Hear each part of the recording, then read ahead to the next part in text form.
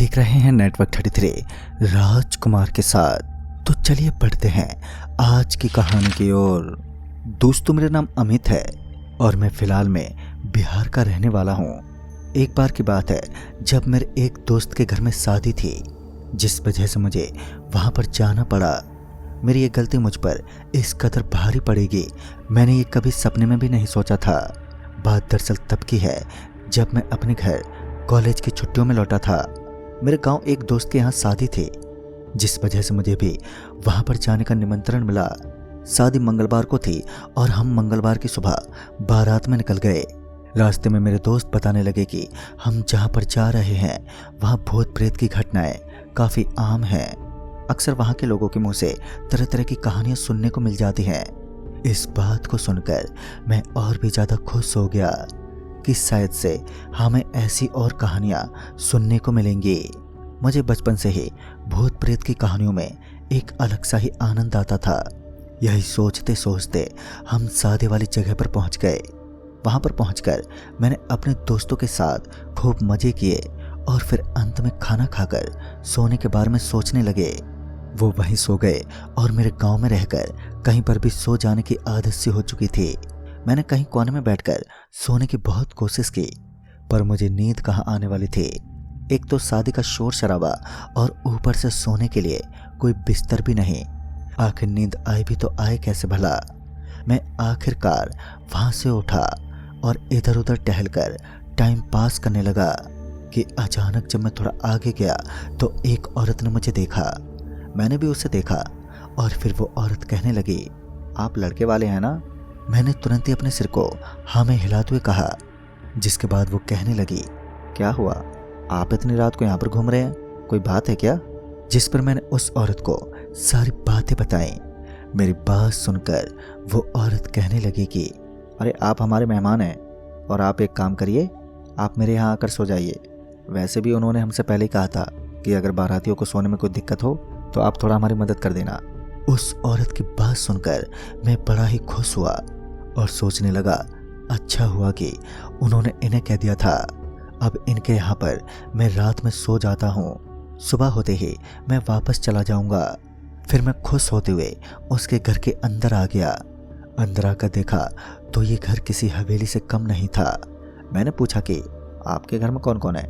जिस पर उस औरत ने कहा, है तो बहुत लोग, पर सारे लोग शादी में गए हैं और अभी तो इस घर में केवल मैं ही हूँ। इतना बोलकर वो औरत मुझे एक कमरे तक ले गई और मुझसे कहने लगी, आप आराम करो, अगर किसी चीज़ की ज़रूरत पड़े तो बोल देना। मुझे भी बड़ी नींद आ रही थी तो मैं बिना कुछ ज़्यादा सोचे समझे बेड पर जाकर लेट गया। मुझे इस कदर नींद आ रही थी कि मैं तुरंत ही बेहोशी की नींद में सो गया था। अचानक से मुझे एक आवाज़ आई। ऐसा लगा कि मानो किसी ने मेरे कानों में हल्की सी आवाज़ में कहा हो, उठ जाओ, तुमने मेरे घर में आने की ज़रूरत कैसे की? उसकी आवाज़ सुनकर मेरी झट से आंखें खुली और मैं डर के मारे हाँफते हुए बेड पर बैठ गया। ये आवाज़ इतनी भयानक थी कि मेरी सांसें तेज हो चुकी थी। मैंने मेरे आसपास देखा पर मुझे रूम में कोई भी नहीं दिखा। मुझे फिर लगा कि शायद से ये मेरा भ्रम होगा और मैं अपने मन को किसी तरह मनाते हुए वापस से लेट गया। मैंने अपने ऊपर एक पतली सी चादर ओढ़ ली और अभी मुझे नींद आने ही वाली थी कि किसी ने धीरे धीरे मेरे ऊपर से उस चादर को खींचने लगा। मैंने अचानक से जोर से उस चादर को पकड़ा और झट से उस ओर अपने सिर को घुमाकर देखने लगा। फिर मैंने जो देखा उसे देखकर तो मेरे रोंगटे ही खड़े हो गए थे। मेरे सामने एक छोटा सा बच्चा था। वो मेरी तरफ बहुत ही डरावनी नज़रों से घूरे जा रहा था। मैं कुछ कर पाता कि उससे पहले ही उस बच्चे ने बड़ी ही डरावनी अंदाज में कहने लगा, पिताजी आप आ गए क्या? बोलो ना पिताजी, आप आ गए क्या? उस बच्चे को देखकर मैं एकदम से चिल्ला उठा और चीखते हुए उस रूम से बाहर की ओर भागा। बाहर सोफे पर वो औरत बैठी हुई थी। वो दौड़े दौड़े मेरे पास आई और मुझे शांत करते हुए कहने लगी, अरे आपको क्या हो गया, बताओ ना, क्या हुआ आपको? मैंने तुरंत ही उससे कहा कि मेरे रूम में मैंने किसी बच्चे को देखा। जिस पर वो कहने लगी, अरे आपको कोई ना कोई भ्रम हुआ होगा, आखिर इस घर में कोई बच्चा कहाँ से आएगा? उसके चेहरे पर यह साफ झलक रहा था कि वो झूठ कह रही है। मैंने डरते डरते उससे कहा, चलो चलो मैं आपको दिखाता हूँ। और फिर मैं उन्हें अपने साथ खींचते हुए अपने कमरे तक ले गया। लेकिन मेरे कमरे में कोई भी नहीं था, जिस पर उसने वापस से कहा, देखा मैंने कहा था ना, ये ज़रूर आपका कोई भ्रम होगा। आप बेफुजुल का इतना सोच रहे हैं, आप आराम करो। इस बात पर मुझे कुछ भी समझ में नहीं आया कि आखिर मैं उन्हें क्या बोलूं, और मैं उन्हें बेमतलब का परेशान नहीं करना चाहता था, जिस वजह से मैंने उससे कुछ भी नहीं कहा और डरते डरते वापस अपने बेड पर आ गया। फिर वो औरत वहाँ से चली गई और मैं एक बार फिर से सोने की कोशिश करने लगा। मैं डर के मारे पूरी तरह अब सहम गया था, पर इस बार मैंने सोचना छोड़कर चुपचाप सोने का फैसला किया। रात के करीब 2 बजे होंगे कि मुझे अचानक से वही आवाज़ सुनाई पड़ी। ऐसा लगा मानो एक बार फिर से वो आवाज़ मेरे कानों में फुसफुसाकर कह रही हो, पिताजी आप आ गए पिताजी आप कुछ बोलते क्यों नहीं। बस इतना सुनते ही मैं चिल्लाते हुए उठा, और इस बार मैंने जो देखा तो मुझे मेरी आंखों पर भरोसा नहीं हुआ। मैंने देखा कि वो बच्चा मेरी तरफ बड़े अजीब नज़रों से देख रहा था, और इस बार ऐसा लग रहा था जैसे इस बच्चे के सिर पर भारी चोट आई हो। मेरे जागते ही वो बच्चा मेरी तरफ बढ़ने लगा। मैंने झट से भागने की कोशिश की, पर मैं वहीं नीचे गिर पड़ा। मैंने खुद को जैसे तैसे संभालते हुए बाहर निकलने की कोशिश की, पर अब तक वो ठीक मेरे सामने था। उसे अपने सामने देखकर मैं डर से सहम गया। मैंने जल्दी से खुद को संभालते हुए उठा और एक बार फिर से डर के मारे घबराते हुए मैं रूम से बाहर निकला। पर मेरे बाहर निकलते ही किसी ने मेरे मुंह के ऊपर हाथ रखा और मेरी आवाज़ उसी कमरे में सिमट कर रह गई।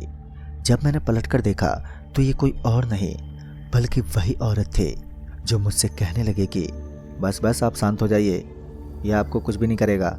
इतना सुनते ही मैं और भी डर गया।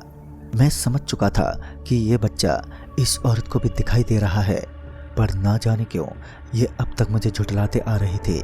उस औरत ने सबसे पहले मुझे शांत किया और फिर मैंने सबसे पहले उससे पूछा, आखिर यहाँ चल क्या रहा है और कौन है ये बच्चा। मेरी ये बात सुनकर वो औरत मुझे बताने लगी, दरअसल ये बच्चा मेरा ही पति का है। इसके पापा और इसकी माँ की एक कार एक्सीडेंट में मौत हो गई, जिसके बाद एक दिन ये बच्चा छत पर टहलने के दौरान वहाँ से नीचे गिर पड़ा और इसकी भी वहीं पर मौत हो गई। आज भी उसे ऐसा लगता है जैसे उसके पापा वापस आएंगे, जिस वजह से इस घर में कोई भी आता है उससे ये हमेशा एक ही बात पूछता है कि आप क्या मेरे पिताजी हैं। इतना कहने के बाद उस औरत ने आगे कहा कि आप चिंता मत करिए, अब आपको ये परेशान नहीं करेगा। फिर इस औरत ने चिल्लाकर कहा, ये तुम्हारे पिताजी नहीं है तो इन्हें कुछ भी मत करना, समझे। ये सब सुनकर मैं बुरी तरह से कांपने लगा था और फिर मैं सोचने लगा कि आखिर मैं कहाँ फंस गया हूँ। फिर मैं डरते डरते वापस से बेड पर जाकर बैठ गया और सुबह होने तक का अब इंतज़ार करने लगा। मैं बीच बीच में अपने दोस्तों को कॉल कर रहा था, पर सब के सब नींद में खोए हुए थे, जिस कारण किसी ने भी मेरे फ़ोन को उठाया नहीं था। फिर सुबह हुई और मैंने उस औरत से पूछा, अभी तक आपके घर के लोग आए नहीं। जिस पर उस औरत ने कहा, आ जाएंगे कभी न कभी। इतना कहकर उसने मुझे एक कप चाय दी। मैंने चाय ख़त्म की और वहाँ से निकलने के बारे में मैं उससे कहने लगा, जिस पर वो औरत कहने लगी, फिर आना कभी। मैं बाहर ही निकलता कि उससे पहले मेरे एक दोस्त ने मुझे कॉल किया। मैंने कॉल उठाया तो मेरे दोस्त ने पूछा, भाई क्या हुआ, इतने सारे कॉल्स, कहाँ पर है तू।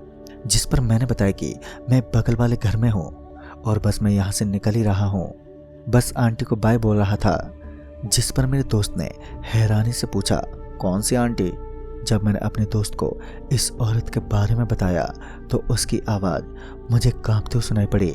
वो कहने लगा, भाई तू जिस घर में है ना, वहाँ के सारे लोग मर चुके हैं। वहाँ पर एक औरत रहती थी जिसके बेटे और बहू की कार एक्सीडेंट में मौत हो गई और पोते के ऊपर से गिरकर, और इसी के सदमे में वो औरत भी मर गई। इतना सुनते ही मैं धीरे से उस औरत की तरफ मुड़ा, जहां उस औरत ने मुझे बहुत ही अजीब निगाहों से देखते हुए एक डरावनी सी मुस्कान दी। इतना देखते ही मैं वहां से भागा और भागकर तुरंत ही शादी वाली जगह पर पहुंच गया। जब मैंने वहां के लोगों को इस बारे में बताया तो सारे के सारे दंग रह गए कि मुझे उस घर में कोई औरत दिखी थी। दोस्तों, आज भी जब कभी उस घर के बारे में सोचता हूँ तो सबसे पहले उस औरत की किस्मत पर बुरा लगता है और साथ ही साथ मेरे रोंगटे भी खड़े हो जाते हैं। तो दोस्तों इस कहानी में बस इतना ही। तब तक के लिए बाय एंड टेक केयर।